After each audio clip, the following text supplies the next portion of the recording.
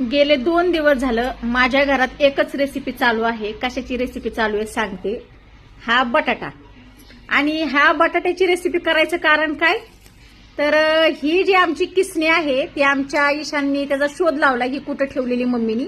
मला न सांगताच ईशाननी काल 2 बटाटे या पद्धतीने याच्यापेक्षा जास्त किसले. आता हे आजचे आहेत, ते काय एवढेच राहिले दाखवते तुम्हाला. आणि मग त्याचं आम्हाला काय करावं लागलं, काय केलं त्या बटाट्याचं आपण काय केलं आता पहा. त्या बटाट्याचं आजच्या बटाट्याचं आम्ही केलेले आहे पकोडे. आणि कालच्या बटाट्याचं काय केलं आपण, काय केलं, मंचुरियन केली. स्वयंपाक झालता का मम्मीचा करून, नाही. आणि मंचुरियनचा घाट आम्हाला घालावा लागलेला. मस्त मंचुरियन झाली. कसं किसलंय ते दाखवतोय. आणि आज हे पकोडे केलेत. आणि एवढा किस अजून शिल्लक आहे. आता मला तुम्ही रेसिपी सांगा,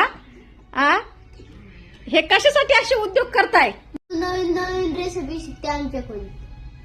म्हणजे मी नवीन नवीन रेसिपी ट्राय करत म्हणून तुम्ही असले उद्योग करताय का ईशान.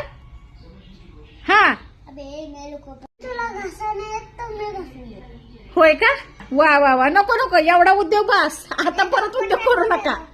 बघितलं का बटाटा. आता ही किसणी मला लपवून ठेवायची आहे, कारण की नाहीतर मला रोजच बटाट्याचे पकोडे करावे लागणार आहेत. बरं चला तर मग बटाटा पकोडा खाऊन बघा कसं झालाय.